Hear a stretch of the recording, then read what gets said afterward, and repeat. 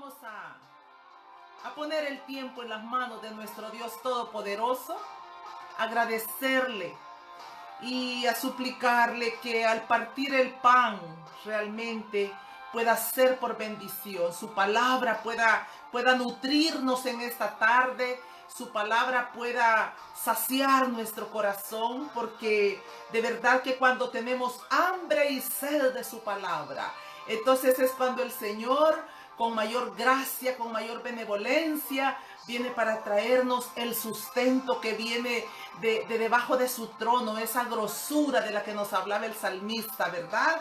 Así es que vamos a orar y a darle gracias a nuestro Padre Celestial. Señor, queremos darte gracias de todo corazón por permitirnos un martes más poder presentarnos aquí a través de estos medios, a través de la radio KM, Señor, la señal que te bendice, y a través de la directora, nuestra hermana Lolita, Señor, Canelita Miel. La bendecimos en esta tarde, bendecimos a todos aquellos que están conectándose en esta tarde, a todos aquellos, Señor, que con corazón sencillo puedan disponerse para poder oír y quizás solamente recordar lo que tú tienes para recordarnos hoy, Señor. Gracias por este pan, gracias por este vino, en el nombre poderoso de Jesús. Amén. Muy bien.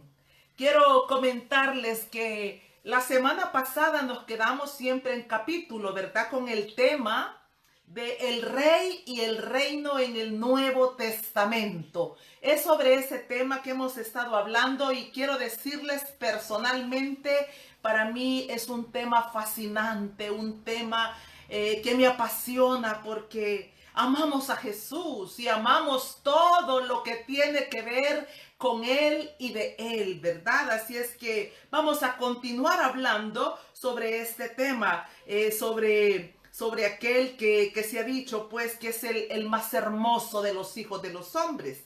Y antes de ir quizás al tema principal, yo quiero que vayas a Cantares, capítulo 1, versículo 2, o solo déjame como recitarte, quizás como lo haría el rey Salomón en el tiempo que escribió este precioso libro, ¿verdad? Dice ahí en el versículo 2 específicamente: oh, si él me besara con besos de su boca, porque mejores son tus amores que el vino, a más del olor de tus suaves ungüentos.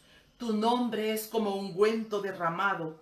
Por eso las doncellas, y yo le agregaría con el respeto que se merece la palabra de Dios, los doncellos también te aman. ¿Cómo no amar al Señor Jesucristo? Si cuando Él nos encontró en este mundo de oscuridad, cuando Él nos besó, cuando Él puso su mirada sobre nosotros, pudimos experimentar personalmente que Él era mejor que todo el vino que el mundo nos pudiera haber ofrecido a lo largo de nuestro caminar.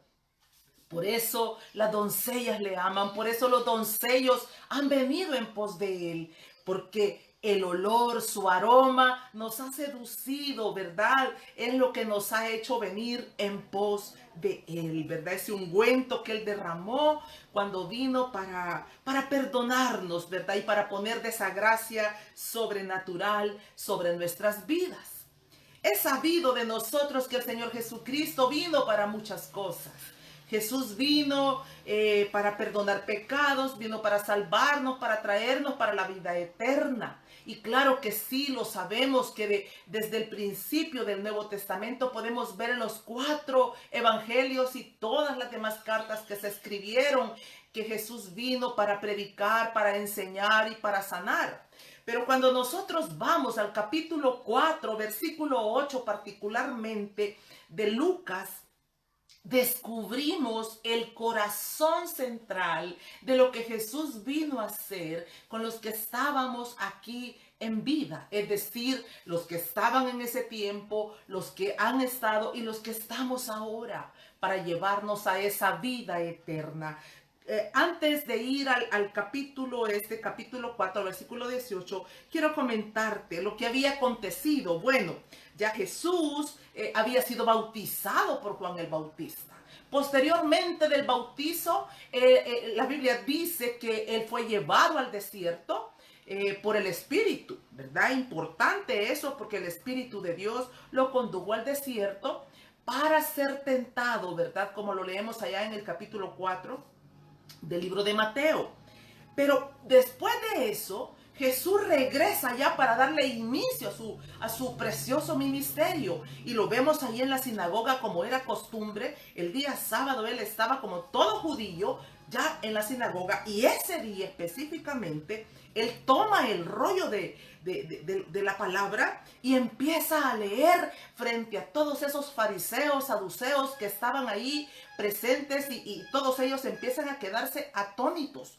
Porque precisamente ese día correspondía leer esta cita bíblica que dice: el Espíritu del Señor está sobre mí. Y empieza él a describir lo que vamos a hablar a continuación. Pero antes quiero que notes juntamente conmigo cómo el Señor Jesucristo vino para darnos un ejemplo de orden. Primero el bautizo, después ese desierto por el cual todo hijo de Dios es menester que tenga que pasar, para posteriormente él viene ya para iniciar su ministerio. Pero él dice cuando inicia: el Espíritu del Señor está sobre mí.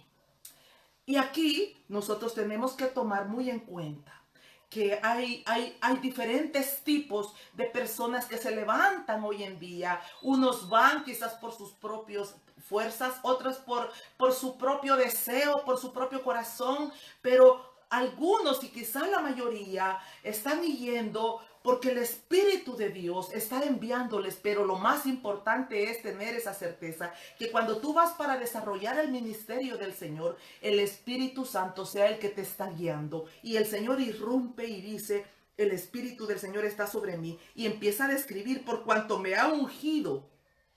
¿Para qué? Para dar buenas nuevas a los pobres. Me ha enviado a sanar a los quebrantados de corazón. Y en la medida que nosotros vamos describiendo esta cita del versículo 18, quiero decirte personalmente que cuando observo las situaciones difíciles que nos acontecen alrededor de nuestra vida, por ejemplo, las noticias en esta semana y en la semana pasada han estado saturadas de todo ese éxodo que está aconteciendo de estos pueblos de Honduras, algunos de Guatemala y también del Salvador. Se está levantando un éxodo que de verdad te deja sin palabras cuando ves esas multitudes, ¿verdad? De personas adultas, hombres, mujeres, niños, bebés de pecho, y van ahí como huyendo de la situación caótica que están atravesando en su tierra.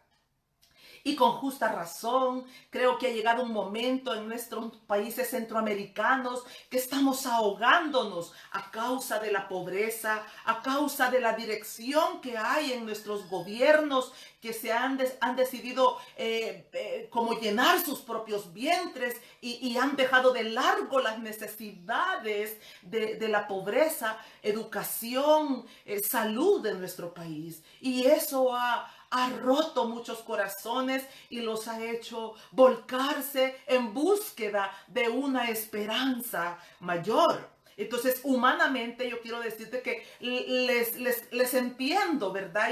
Y me conmueve verlo. Pero cuando yo pienso en este Rey de Reyes que nos visitó hace más de 2000 años, y que cuando tú vas a las Escrituras y te expones y ves que Él de una manera tan impactante dice: el Espíritu del Señor está sobre mí y me ha enviado. Y Él empieza a describir paso a paso para qué vino, porque Él dice que vino para dar buenas nuevas a los pobres. Hombre, por eso Jesús dijo que era más fácil que entrara un pobre que un rico, ¿verdad? Porque los pobres, cuando estamos en esa situación caótica, en verdad que nos es más fácil quizás buscar el corazón del Señor Jesucristo. Entonces, cuando yo veo esas multitudes de gente pobre, de gente necesitada, me digo a mí misma: bueno, si tan solo se detuviesen y de verdad se postrasen delante del rostro del Señor Jesucristo para pedirle dirección, creo que pensarían 2 o 3 veces este movimiento en el cual ellos se han visto envueltos, y lo cual les va a traer muchísimo dolor, quizás más dolor del que puedan estar atravesando en sus tierras. Y no es que yo quiera meterme en asuntos políticos, pero de pronto es como inevitable tocar esa parte, porque tú ves el dolor y el desangrar de tu propia gente en tu tierra. Pero sabes que sí puedes ayudar económicamente, sabes que puedes menguarles quizás el hambre con un trozo de pan, pero hay un pan mayor, sublime, que estamos comprometidos nosotros, los que conocemos la verdad, de llevárselos a ellos, a sus mesas, y decirle: mira lo que dice Lucas capítulo 4, versículo 18. Dice que el Señor vino para traerte buenas nuevas. El Rey de Reyes, el Señor de Señores, vino para pregonarte libertad, para traer libertad también en esa opresión en la que estás viviendo, en esa colonia, en ese lugar de oscuridad. Creo que si nos detenemos e insistimos en llevar ese mensaje de paz y de esperanza, quizás haya uno que logre detenerse y esperar, no en los reyes de esta tierra, porque los reyes de esta tierra son malos, son perversos. Ellos están para enseñorearse y para llenar sus vientres. Pero cuando venimos al Rey de Gloria, nos damos cuenta que Él está ahí para partir el pan y darnos el vino, para darnos el aceite, para saciarnos, para alimentarnos. Entonces, si hubiera uno con el que tú vas a compartir o está oyendo en este momento y está con ideas de ir en búsqueda de la ayuda de reyes terrenales, yo te digo: espera. Espera en el Rey eterno, porque Él está aquí. Él vino a esta tierra para darnos buenas, no solo de salvación, sino buenas de una vida abundante, a predicar el año agradable y a poner en libertad nuestro corazón como nuestra alma de todo cautiverio.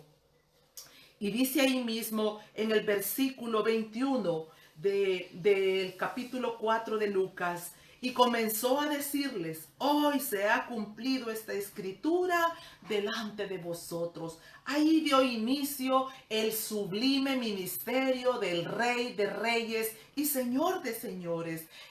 Yo creo que si hay alguien que está herido, alguien que se siente oprimido por alguna situación que está carcomiendo su alma, vea esta cita bíblica. Abre esa escritura y dile: Rey, he aquí un oprimido, he aquí un prisionero. Yo vengo para que esta palabra se cumpla en mi corazón. Más adelante podemos ver que Juan el Bautista ya había sido encarcelado. Esto tú lo puedes ver en Marcos capítulo 1 versículo 15. Había sido ya encarcelado y el Señor Jesucristo estaba ahí predicando y estaba con un tema central. Como dije la semana pasada, más de 100 veces en los 4 evangelios podemos ver que Jesús estaba ahí hablando sobre el reino, el reino, el reino. Y él dice en Marcos capítulo 1 versículo 15: el tiempo se ha cumplido y el reino de Dios se ha acercado. Y dice 2 cosas: arrepentíos y creed en el evangelio. Esto es parte medular de ser parte del reino de Dios. El arrepentimiento y el creer en su palabra son 2 cosas que nos van a acercar cada día más a Él y además nos van a llevar de gloria en gloria, pero vamos a ir como avanzando y avanzando en la santidad y en el conocimiento de su palabra y de su verdad. Porque en la medida de que hay arrepentimiento, esa convicción de pecado que viene continuamente a nuestra vida, y el exponernos a su palabra es lo que nos lleva a ser esos discípulos conforme a su corazón. Así es que él dijo 2 cosas importantísimas: arrepiéntanse y crean en la palabra. Bien, los fariseos le preguntaron también: esta pregunta es muy interesante, porque ellos le dijeron, ¿cuándo iba a venir el reino? Jesús ya estaba aquí y ellos estaban oyéndolo, estaban maravillados de todo lo que lo escuchaban hacer y hablar, ¿verdad? Pero no estaban ellos convencidos, aunque la Biblia dice en los diversos evangelios que muchos de ellos se convirtieron, pero sabemos que la generalidad se mantuvo siempre escéptica, siempre llenos de envidia, siempre llenos de maldad, cuestionando lo que el Señor decía. Y ahí nosotros tenemos que tener muchísimo cuidado, porque por eso Jesús dijo, retengamos lo bueno y desechemos lo malo. No nos demos nosotros lugar a nuestro corazón, a siempre estar como juzgando o prejuiciando lo que otros hacen.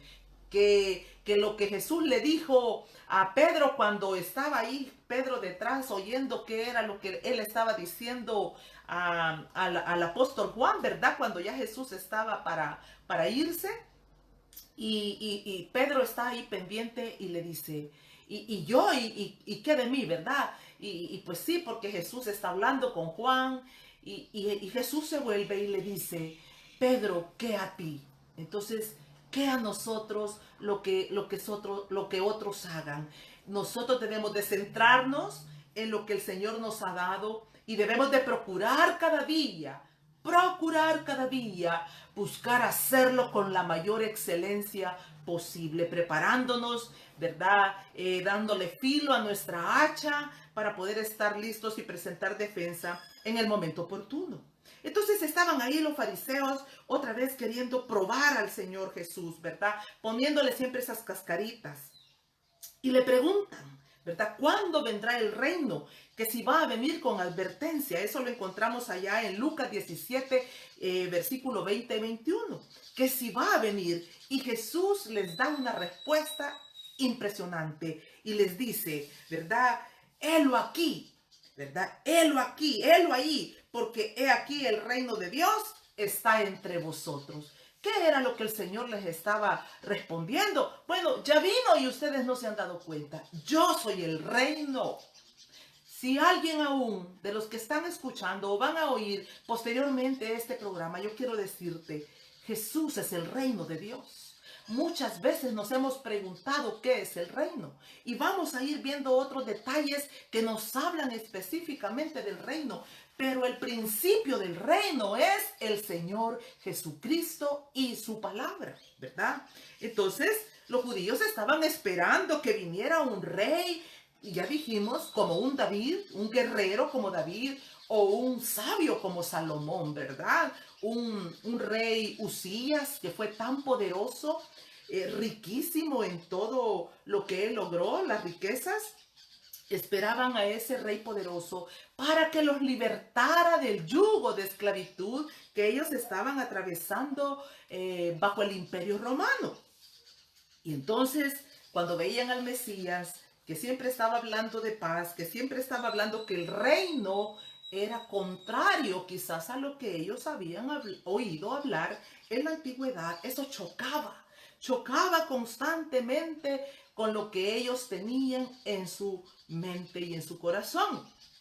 Pero cuando vamos profundizando en esto de lo del reino, también Jesús nos dio tantas enseñanzas, como por ejemplo, Él dijo cómo debíamos de orar, ¿verdad? Y cuando vamos nosotros allá en el libro de Mateo, encontramos la oración del Padre Nuestro, ¿verdad? Y Él dijo, mire cómo deben de orar. Él dijo, venga tu reino, hágase tu voluntad en el cielo, así también como en la tierra.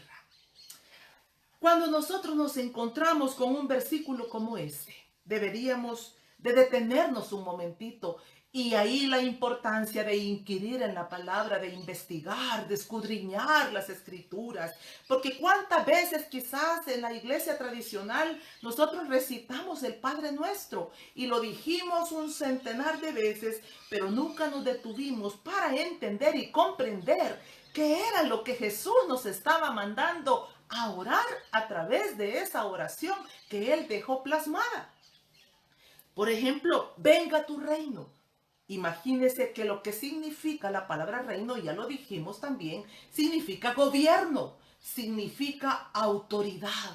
Entonces, cuando nosotros estamos diciendo, venga tu reino, le estamos diciendo, venga tu autoridad sobre mi vida. Porque yo no puedo decirle que venga su reino sobre El Salvador cuando aún no está sobre mi vida. Entonces, cuando nosotros estamos solamente repitiendo, ¿verdad?, esa oración del Padre Nuestro sin sentido, puede parecer hasta ridículo, hermano, se lo digo de corazón, porque es importante que el reino se haya establecido primero en mi corazón para luego ese reino yo poder llevarlo a los que están alrededor de mi vida, en este caso mi casa, el vecindario, mis amigos, mi familia, mis hermanos. Entonces, porque yo no puedo estar repitiendo por repetir. Jesús dijo allá en capítulo 6 de Mateo que nosotros no teníamos que orar como los gentiles, que ellos repiten, es una serie de repeticiones. Nosotros debemos de orar con sentido, con entendimiento, querido amigo. Debemos de ponerle interés, ¿verdad? Y concentración a lo que estamos leyendo y a lo que estamos repitiendo. Porque no somos más personas religiosas. Somos hijos de Dios que estamos siendo preparados para el día del encuentro final con Él. Entonces, venga tu reino. La próxima vez que tú repitas esa frase, tienes que saber que lo que le estás diciendo al Señor, establece tu reino, enséñame, haz tu voluntad, haz tu obra en mí.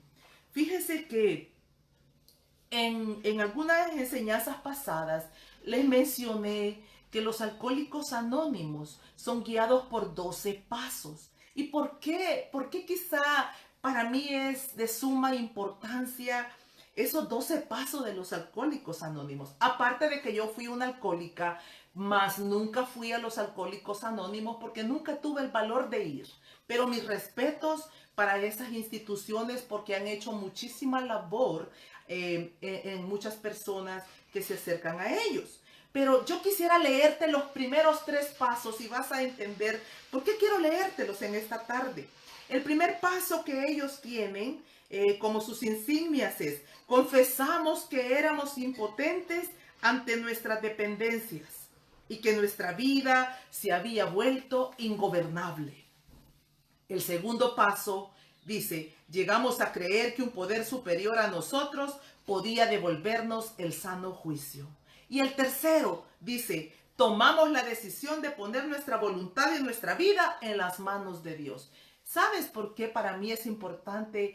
La sabiduría clama en las puertas, en las calles, clama en todo lugar a donde vamos. Y entonces debemos de aprender de todo lo bueno que vamos conociendo a través de nuestro caminar. Y yo he querido retomar la sabiduría que está plasmada en estos pasos. Porque mire, esta gente lo primero que hace es reconocer su impotencia, su ingobernabilidad, su falta de sano juicio y que tenían un estilo de vida indómito. Creo personalmente que si los cristianos pudiésemos ver la vida de esta manera en el momento que entramos a ser parte del reino de Dios, que pudiéramos tener una plena conciencia de lo ingobernables que éramos, de los soberbios y altivos, y que no teníamos rey sobre nosotros, pero que ahora que hemos entrado al reino debemos de ceñirnos a la autoridad suprema, al soberano Rey de reyes y Señor de señores.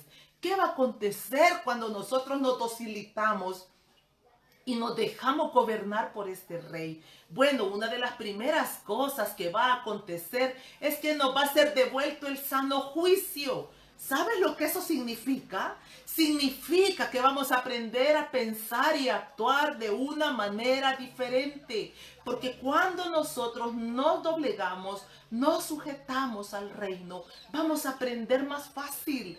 Porque un corazón sencillo, un corazón que se sujeta y se doblega bajo el gobierno de Dios, por supuesto que va a aprender con mucha mayor facilidad. Entonces, yo te invito a que pongas atención a la importancia que tiene la próxima vez que tú digas, venga tu reino, hágase tu voluntad. Porque si tú te llamas hijo de Dios, si tú te llamas cristiano, hay un gobierno sobre tu cabeza al cual te debe de ceñir cada día de tu vida, para que las cosas cada vez vayan siendo más gloriosas y más hermosas, para la honra de nuestro Señor Jesucristo, ¿verdad? Bien, también me gustaría hablar un poquitito sobre cómo el Señor Jesucristo hizo comparación del reino en varias ocasiones. Él comparó el reino a varias cosas, ¿verdad? Como por ejemplo a una semilla de mostaza. Interesante. Hacer un estudio sobre eso, creo yo que debe de ser una cosa muy hermosa. Y hay estudios que nosotros podemos encontrarlos ahí en el internet, ¿verdad? Comparó a una semilla de mostaza, al trigo y la cizaña. Lo comparó también a un tesoro y a muchas otras cosas. Pero hoy particularmente yo he tomado una de esas parábolas y he tomado la parábola de la perla de gran precio. Esa la encontramos en Mateo capítulo 13, versículo 41 y 46. La perla de gran precio. Voy a leer un poquitito para poder explicar algo hermoso que el Señor me ha enseñado particularmente. Dice que también el reino de los cielos es semejante a un mercader que busca buenas perlas, que habiendo hallado una perla preciosa, fue y vendió todo lo que tenía y la compró. Oiga esto, amado. Oiga esto. Aquí hay dos cosas importantes. La primera podría describir al mismo Señor Jesucristo, que dejó el trono siendo Dios, dejó todo lo que él tenía en el reino y vino para hacerse 100% hombre y morir por nuestros pecados. Venir y plasmar en nosotros, cimentar su reino, establecerlo aquí en la tierra, como un día será en la plenitud en su segunda venida. Pero la primera parte que nosotros tenemos que ver es ese amor sublime de Él, que se negó a sí mismo, así como nos lo enseña allá en Filipenses capítulo 2, versículo 6, que dice que el cual siendo en forma de Dios, no estimó el ser igual a Dios como cosa que aferrarse, sino que se despojó a sí mismo tomando forma de siervo, hecho semejante a los hombres. Oiga esto. Él se hizo semejante a los hombres. Entonces Jesús encontró la perla de gran precio. ¿Y sabe cuál es la perla de gran precio? Es usted y soy yo, su iglesia. Esa es la perla más hermosa que él pudo haber encontrado. Y dijo, yo dejo todo por ella. Y la segunda aplicación que podemos darle también es cuando nosotros nos encontramos con Jesús. Bueno, en la Biblia encontramos una serie de hombres y mujeres que se encontraron con el Mesías y dejaron todo lo que tenía. Bueno, ¿qué diremos de Pablo, verdad? Pablo, que allá en Filipenses capítulo 3, versículo 4 al 6, él dijo aquellas palabras tan sublimes. Él dijo, pero cuantas cosas eran para mi ganancia, las he estimado como pérdida por amor de Cristo. Sabe, querido amigo, es muy importante quizás meditar y para que usted y yo meditemos, no solo como oidores, sino prestemos un poquito más de atención. ¿Cuántas cosas nosotros hemos estimado, las hemos dejado como pérdida por seguir a Jesús? Nada menos en esta tarde, quizás temprano de la tarde, yo estaba hablando con una mujer de Dios. Una mujer a la cual aprecio muchísimo, porque desde que la conocí pude ver ese amor intenso por el Cordero de Dios. Pero ahora que hablaba con ella por teléfono la oí un poco desanimada y la oí un poco cansada, y es natural. Bueno, vamos a cansarnos, vamos a desanimarnos. Pero en la medida que fui hablando con ella, yo estaba haciéndole memoria y diciéndole, ¿habrá un privilegio más grande y sublime que vivir para el Rey? Personalmente, amado, creo que no hay nada sobre esta tierra ni debajo de esta tierra que pueda compararse, oiga esto, a lo más hermoso que le pudo acontecer a usted en su vida: haber sido descubierto por el Rey de Reyes y Señor de Señores, haber sido sacado, haber sido excavado y sacado dentro de la tierra, dentro de la podredumbre, y ser limpiado y preparado para la obra sublime. ¿Cuál? Ir y llevar el evangelio. Y no estoy hablando de un ministerio en particular, pero la vida no puede tener sentido si no se trata de hablar de Jesús y decirles a otros y contarles de las grandes cosas maravillosas que Él ha hecho en nuestra vida. Siempre le estoy diciendo a las personas que se sientan para aprender en los discipulados: no te preocupes por llevar un mensaje del evangelio y predicar y hacer aquello como tan rimbombante. A veces basta solamente con decirle a las personas en la condición en la que tú te encontrabas, cómo Él te descubrió en medio de toda esa suciedad, te sacó para luego dignificarte. Ese es un testimonio sobrenatural y maravilloso que puede impactar a cualquiera de los que oyen de dónde el Señor te sacó y dónde te encontró y dónde te ha puesto ahora para gloria de su nombre. Entonces, Pablo descubrió esa riqueza, porque más adelante, ahí mismo en Filipenses capítulo 3, él dice que ha dejado todo por seguirlo a él y que ahora lo tiene por basura. Personalmente, me gusta hacer listas, ¿verdad? Y hace poco estaba predicando sobre esto y le decía a mis hermanitos oyentes que debemos de detenernos, hacer pequeños saltos en el camino y dejar que el Espíritu Santo nos escudriñe y preguntarnos qué hemos dejado por el Maestro. Y tú puedes decir, bueno, son cosas muy pequeñas. No importa si son pequeñas, medianas o grandes. Lo importante es que tú estás avanzando y dejando cosas. ¿Por qué? Por causa de que has descubierto la perla más hermosa que nunca antes pudiste haberte imaginado. Yo aquí tengo mi collar, ¿verdad? Una simulación de collar de perlas. Y como siempre digo, son cosas fantasía, son cosas que son como un adorno, ¿verdad? Vano. Pero te imaginas cómo fue ese encuentro que tú tuviste con el Señor Jesucristo. Haz memoria. ¿Realmente fue lo más hermoso que pudiste haber encontrado? ¿Fue ese impacto que vino como un rayo a tu corazón, como Pablo? ¿Verdad? Entonces, ¿o hay algo que tú todavía estás buscando? Pablo definió el reino de Dios, porque más adelante creo que vamos a alcanzar a hablar también de que Jesús nos mandó a buscar el reino de Dios y su justicia. Pero antes déjame definirte. Oye esto, a Pablo se le reveló que era el reino, que era el reino en todo su contexto. ¿Por qué Pablo recibió tanta revelación sublime y impactante de verdad? Porque fue un hombre que estuvo dispuesto a negarse a sí mismo y seguir a su maestro e incluso morir por causa de su maestro. Entonces Pablo dice, ¿qué es el reino? Mira cómo lo define él en Romanos 14, versículo 17.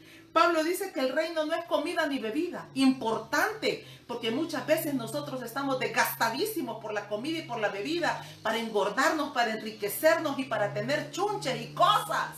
A veces hemos creído que el reino es eso, pedir y pedir y pedir chunches y cosas. El reino, dijo Pablo, que era justicia, gozo y paz. Justicia, paz y gozo. Ahí en Romanos. Y cuando nosotros empezamos a desglosar, ¿qué es esto de la justicia? Bueno, nosotros éramos enemigos de Dios, pero a través de la justicia del Señor Jesucristo fuimos alcanzados. Y bendita justicia que nos justificó y nos hizo aceptos del amado. Pero no se queda hasta ahí que el reino sea justicia, sino que ahora la justicia que está manifiesta en la vida del Señor Jesucristo es la que tiene que distinguirnos a nosotros, es la que tiene que marcar nuestro diario vivir, la que tiene que regirnos cada día. ¿Dónde encontramos esa justicia si no es en la palabra de Dios? Por eso, personalmente no concibo cómo nosotros, siendo hijos de Dios, podemos levantarnos muchas veces, y perdóneme lo que voy a decir, pero nos levantamos como animalitos sin ni siquiera darle gracias al Señor por la vida y por todo lo que poniendo el día, ¿verdad?, delante de su presencia. ¿Cuánto más deberíamos abrir las escrituras para enriquecernos, amado, para ser cada día más sabios, más inteligentes, menos rencorosos, menos cizañosos, menos dañinos, menos de los que restan, sino más de los que suman? Cada día que nos exponemos a la luz de la palabra, vamos a enriquecernos de su gracia y de su verdad. Entonces, la justicia la encontramos aquí en las Escrituras. Justicia, eso es el reino. También es paz. Esa paz que se vino a hacer entre Dios y nosotros, ¿verdad? La paz que nos reconcilió a través de la sangre del Cordero de Dios que quita el pecado del mundo. Por lo tanto, ahora usted y yo tenemos que ser de aquellos que Jesús dijo, Pablo dijo, bienaventurados los que llevan la paz, ¿verdad? Donde se bendice aquellos que llevan el calzado de la paz. ¿Quiénes son esos? Bueno, aquellos que antes, repito, éramos por problema a cualquier lugar donde llegábamos, pero ahora llevamos el reino de Dios dentro de nuestro propio corazón y por tanto a donde vamos, llevamos la reconciliación, llevamos las buenas nuevas de esperanza, llevamos a aquellos que están oprimidos para decirles paz, paz no como te la da el mundo, sino la paz que sobrepasa todo entendimiento, la paz que dijo Jesucristo que Él nos daba, no como el mundo, sino la de Él. Y el tercer punto, el gozo del Espíritu Santo, el gozo de su salvación. Yo quiero decirte con mucho respeto en esta tarde, si tú no estás experimentando el gozo de Dios, si no estás experimentando la alegría del Señor Jesucristo, de ese momento en que fuiste rescatado, si estás entristecido, si estás enlutado, cualquiera sea la situación, yo te diría, detente un tiempo, pero no te detengas para ir a buscar una respuesta en otras personas. Detente para encerrarte en tu habitación, cerrada la puerta, y exprésale al Señor Jesucristo todo tu dolor, todo tu tormento, todo lo que te esté atribulando. Y dile, devuélveme el gozo de tu salvación.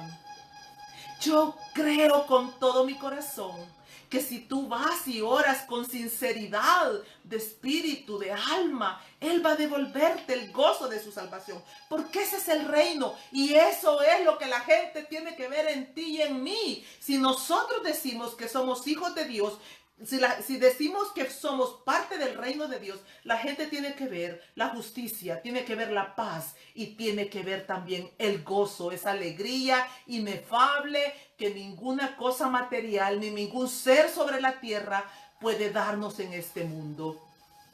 Alguien le preguntó a una mujer, son de esos escritos que encontramos en nuestro caminar.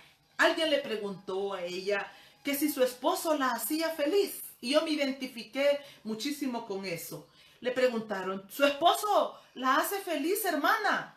Y ella dijo, no, yo hago feliz a mi esposo porque Cristo vive en mí. El peor error que podemos cometer nosotros como cristianos es creer que a estas alturas de nuestra vida podríamos estar esperando que sean las cosas o las personas las que produzcan ese gozo inefable. El único que puede producirlo se llama Jesús, el Rey de Reyes y Señor de Señores. Así es que mira qué hermoso cómo Pablo definió el reino: justicia, paz y gozo. Pero no se quedó hasta ahí. Él fue un poco más allá. Y él dijo, ¿qué más era el reino? Y lo dijo en 1 Corintios capítulo 4, versículo 20. Él dijo, porque el reino no consiste en palabras, sino en poder. Es decir, no consiste en palabrería, en tanto que hablamos y hablamos muchas veces, pero no se evidencia el poder y la autoridad del Señor Jesucristo. Te doy un ejemplo sencillo donde debe de evidenciarse la sujeción a las autoridades. ¿Cuántos nosotros nos sometemos a las autoridades? A donde llegamos, hermano, hermana, a donde llegamos. La gente tiene que ver si somos mujeres y hombres sujetos, sujetos a nuestros esposos, sujetos a los pastores, sujetos a las autoridades de nuestro gobierno. La sujeción es una muestra del poder, porque el poder no es el que grita, el que se engrandece, el que se envanece. Poder no es aquel que va diciendo yo declaro, yo decreto. Poder para callar cuando debemos de callar. Poder para cerrar las bocas de los leones y de los osos cuando debemos de cerrarlas. Poder para detenernos de no que nuestros pies no corran al mal. Poder para poder ayudar a los necesitados. Poder no consiste en palabrería, no consiste en aquello que nosotros podemos estar hablando continuamente, sino en lo que evidencia nuestra vida cuando llevamos el mensaje de la salvación. Y quiero comentarte un ejemplo hermoso que nos habla de la evidencia de cómo el reino se estableció. Esto lo encontramos en la primera de Tesalonicenses. Los tesalonicenses son un ejemplo digno de ser imitado. Yo te invito que allí en tu casa leas todas las 2 cartas de los tesalonicenses que fueron escritas por Pablo. Están llenos de una riqueza indescriptible. Fíjate que allá en el capítulo 1 de la primera carta de los tesalonicenses, versículo 5 al versículo 10, se describe la conducta. Pablo llegó y cuentan los historiadores que el tiempo que Pablo estuvo con ellos fueron apenas 3 semanas. Por eso me impacta. Y yo espero que te impacte a ti también. Porque quizás nosotros llevamos años escuchando que otros nos enseñan y nos instruyen. Y parece ser que caminamos demasiado, avanzamos demasiado despacito, ¿verdad? Entonces, cuando leemos y nos vemos como un espejo en la vida de estos, quizás nos desafíen. Mira, dice para empezar que Pablo les dice, ustedes vinieron a ser imitadores de nosotros. Pablo está elogiándolos. A partir del versículo 5, ahí en el capítulo 1, está elogiándolos porque ellos se convirtieron en unos imitadores de Pablo y del Señor Jesucristo. Y no solo eso, recibieron la palabra en medio de gran tribulación, ¿sabes? Ahora la mayoría de los que quizás me están escuchando no pueden decirte que en su tierra hay persecución, hay angustia, hay tribulación. Mira qué libertad la que tenemos, que nosotros encendemos nuestro Facebook, encendemos la televisión, encendemos la radio y podemos oír la cantidad de mensajes cristianos que se nos dé la gana, o vamos y nos congregamos en la cantidad de iglesias que también nos venga en gana.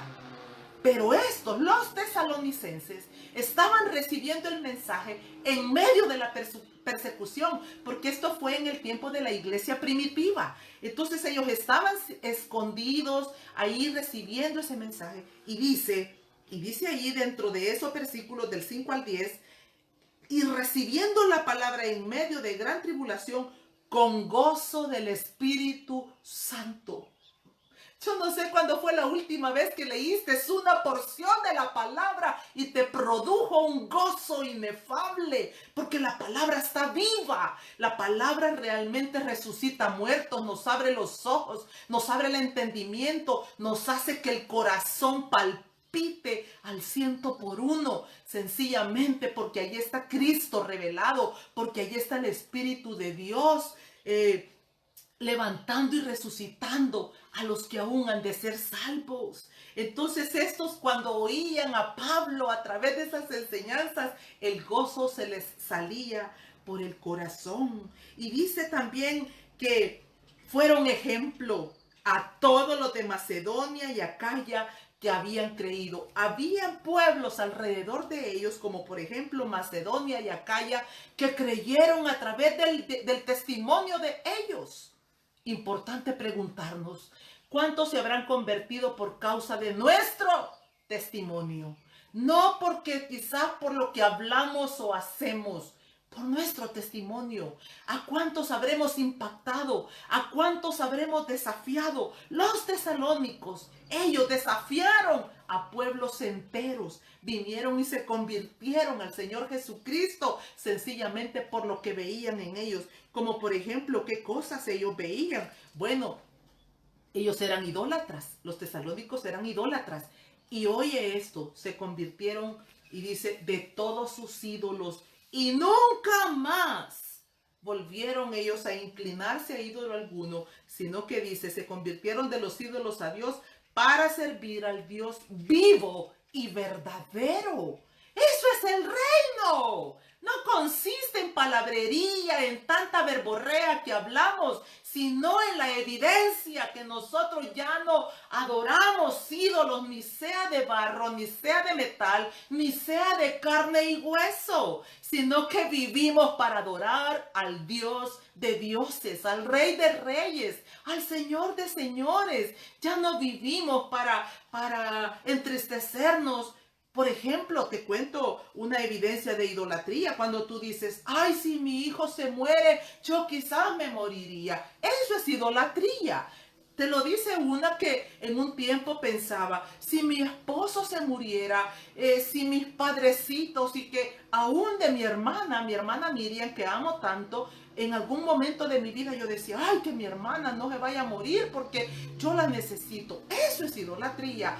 Tú y yo, ¿a quién necesitamos? Es al Cristo de la gloria, es al Rey de reyes, al que nos liberta de los cautiverios, al que abre los ojos, al que abre el entendimiento. Es a Él al que necesitamos. No necesitas un marido, no necesitas hijos, no necesitas esto o lo otro. Necesitas a Jesús, porque Él es el todo suficiente.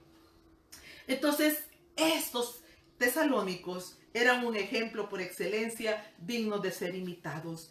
La fe, ellos eran fuertes en su fe y Pablo está elogiándolos. Y cuando yo descubrí esa escritura, déjame decirte que me enamoré de ellos. Igual, cuando llegue delante de la presencia del Señor, quiero conocer, aparte de esos tesalónicos, porque son personas que que ya están en la presencia de Dios, que ya avanzaron, que llegaron y ya tienen allá esos lugares, ¿verdad? Celestiales que les han sido asignados. Y creo que no nos va a alcanzar toda la eternidad para poder conversar con todas estas personas que lograron dejar una marca indescriptible aquí en la tierra, una marca de un verdadero reino, un reino que no consiste en palabras, que no consiste en comida, sino que consiste en hechos, en evidencias de Cristo en ti y en mí. Un poquitito más. Jesús manifestó el reino a través de su vida de obediencia, ¿verdad? Entonces cuando nosotros cuando en tu casa, en tu oficina, en tu ministerio, en ese lugar donde tú te mueves, cuando te dan una orden y tú dices, sí, Señor.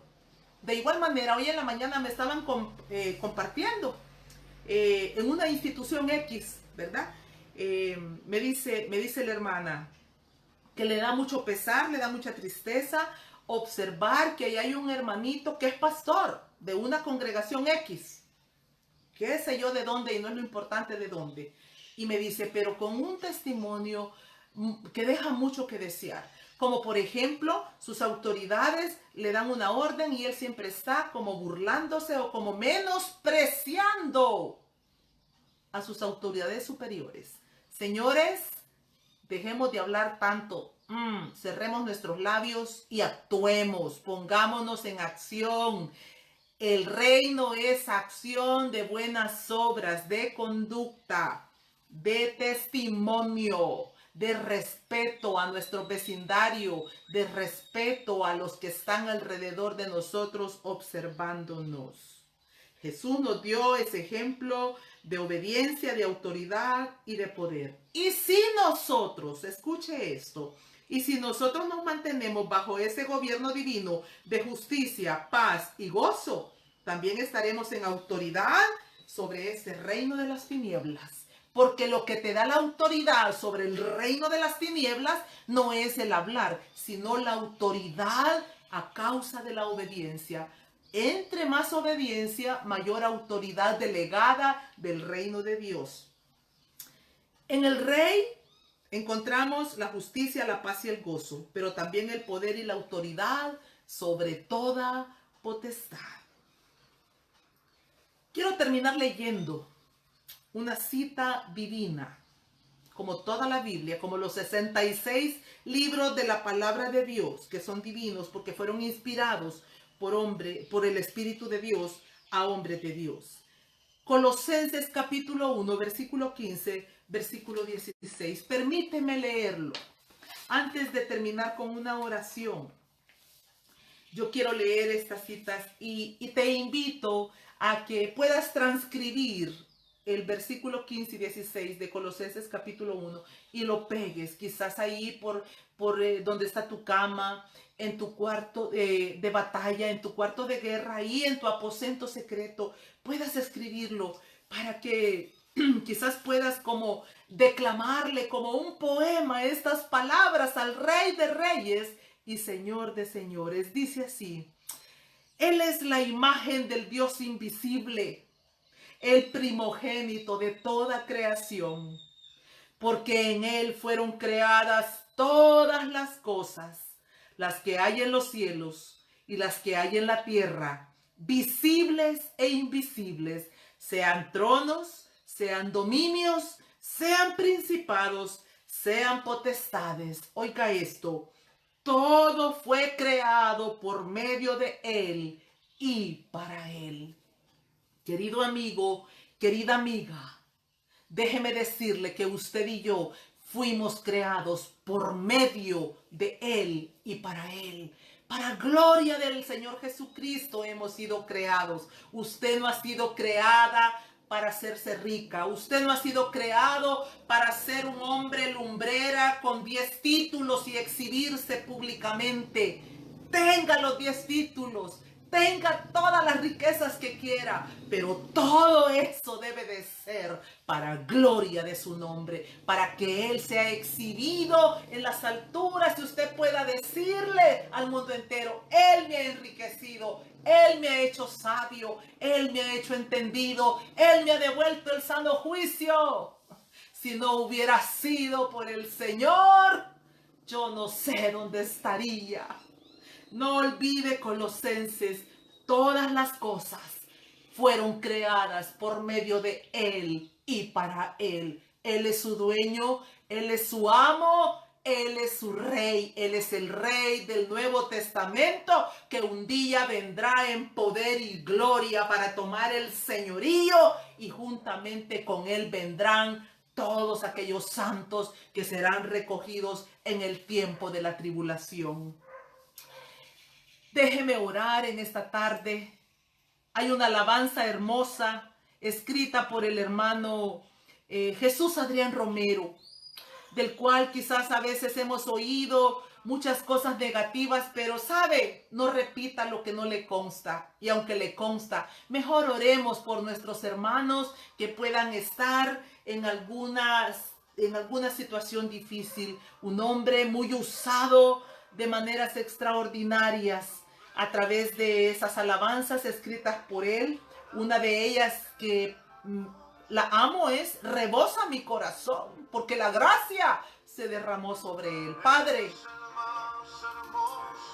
en el nombre de Jesús, en el nombre de Jesús, en esta tarde yo quiero darte las gracias de todo corazón por cada uno de los oyentes. Quiero darte las gracias porque tú tomas el control, Señor, de los corazones que se exponen con sencillez, con humildad.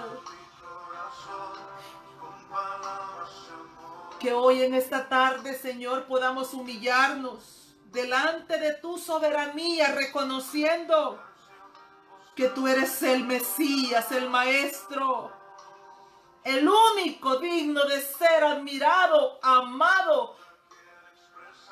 Porque, Señor, cuando tú nos besaste en ese encuentro sublime que tuvimos, nos mostraste que tus besos, que tus amores son mejores que el vino. Gracias. Gracias. Gracias. Porque sobre ti se derramó esa gracia. El más hermoso. El más hermoso de los hijos de los hombres. El más hermoso. No hay nada, no hay nadie. No lo hay, Rey, no lo hay. Podríamos buscar por la eternidad, pero no vamos a encontrar a nadie más sublime, más hermoso, el más amado, el más deseado, el más precioso. Porque sobre ti la gracia se derramó, esa gracia que hoy está sobre tu vida y sobre mi vida. Yo te bendigo, querido amigo, querido hermano que has estado con nosotros. Déjanos ahí saber que estuviste. Déjanos un mensaje y si tienes alguna necesidad de oración, escríbela. Sé que Lolita, allá tras bastidores, Canelita Miel, el equipo del Ministerio Semillas de Vida, llevará tu carga, llevará tu oración delante del trono de la gracia del Señor Jesucristo. No queremos traer solo un mensaje, también queremos apoyar a nuestros amigos que se unen, que se conectan, apoyarles también en oración.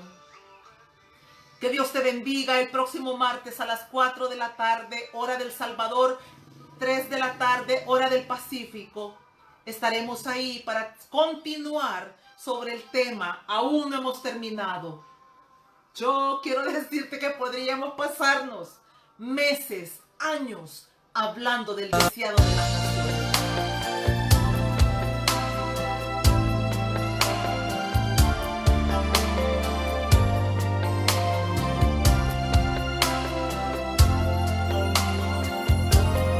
Hoy es el día esperado por ti. Su gloria ha enviado el Señor a este lugar. Al cielo ha llegado tu clamor. El Espíritu de Dios está aquí. Llegó el tiempo de tu bendición. Semillas de vida de los cielos vienen ya, y tu corazón resplandecerá. Levántate, resplandece aquí. La gloria de Jehová ha venido sobre ti. Levántate, resplandece aquí. La gloria de Jehová